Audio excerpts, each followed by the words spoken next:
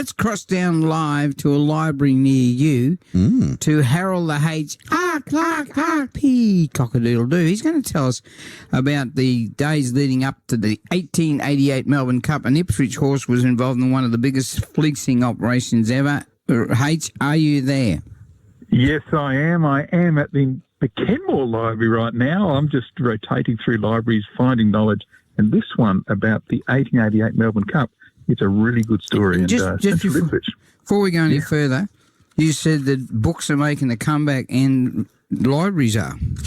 Yeah, that's right. Like book sales, as in the printed book, those sales are up, been up for last couple of years. Yeah. And the uses of the library, like the libraries, they get used for different things. There's digital resources there and so on, but there's absolutely a popularity for the printed document, the printed book.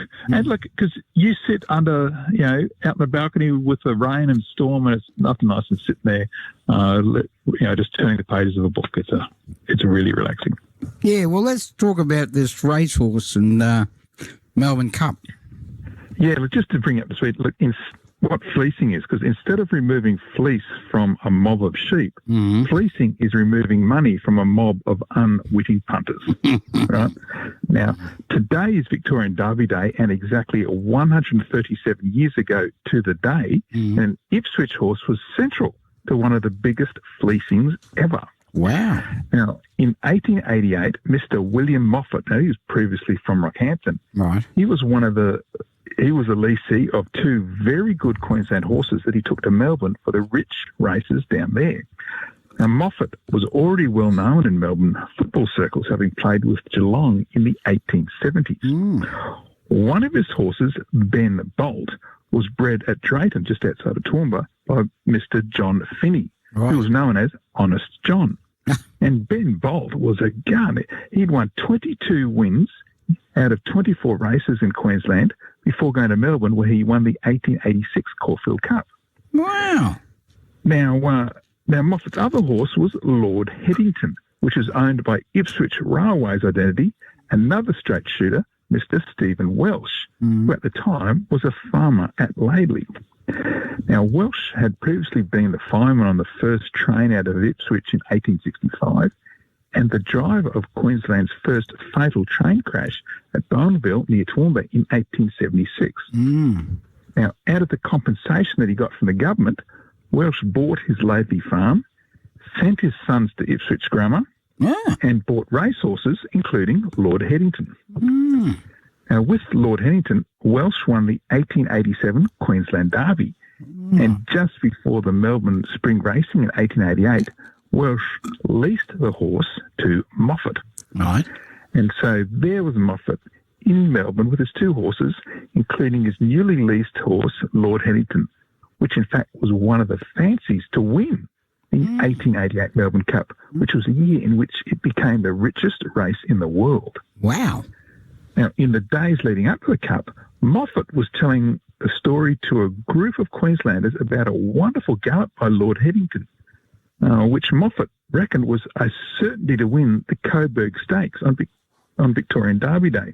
Now, today, the Coburg Stakes is the $3 million VRC Champions Mile being raced today. Right. Anyway, Moffat's story was that he was unable to bet himself, but he wanted Queenslanders to win some money. And all the best Queenslanders were down there for the Cup. Of course.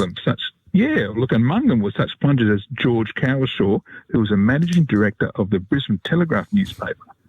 And incidentally, Cowlishaw was the architect of Ipswich's original Bank of New South Wales building. Wow. There was also Mr. Jack Callaghan, who was a lessee of the Theatre Royal, which was only the second dedicated theatre to be built in Brisbane or in Queensland. And it was on the site of the old Myer complex.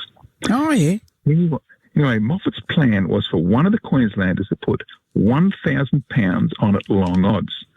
The rest of them would be mustered at Sackway's Cigar Divan, which was a really fashionable and respectable social club for gentlemen in which to gather to smoke cigars. Anyway, when the £1,000 was on, the first punter would then signal for the others to commence the plunge. Right. And Moffat promised that if anything went wrong, he would pay £250, which he was getting from sweep holders for running his 2 Queensland horses in the Melbourne Cup. Wow. Now, the first bet was placed at 14-1. Then the rest of the Queenslanders rushed the big bookmakers. But Danny, you know the story. The bookies already knew what was coming and gladly accepted the Queenslanders' money, who put on another £3,000. Wow, that's a lot of money back then. Yeah, well, that's right. But Lord Headington started at 20-1, which might sound good, except he ran stone last. Oh. And all up, the Queenslanders were fooled out of £4,000, or well over $4 million in today's money. Wow, that's a lot of so grass. Moffat, it's huge. The Victorians stole it off us because Moffat's real plan was not to cook the bookmakers, but to fleece the Queenslanders. And of course, he succeeded and got a really good dividend out of it. And by the way, never paid the promised £250. Gotcha. Now, look, just to finish off the Melbourne Cup story, 3 days later, Ipswich's Lord Huntington was a fancy to win the Melbourne Cup, and thanks to running last in his last appearance, he had blown out to attractively long odds of 100-1, and that's how he started the Melbourne Cup.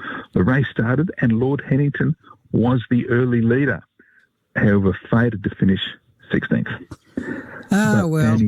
Yeah, look, Lord Headington's, that's right. Lord Headington's historical role in 1888 in probably the biggest fleecing ever perpetrated on Queenslanders was absolutely secure. And an Ipswich horse, we're proud of it.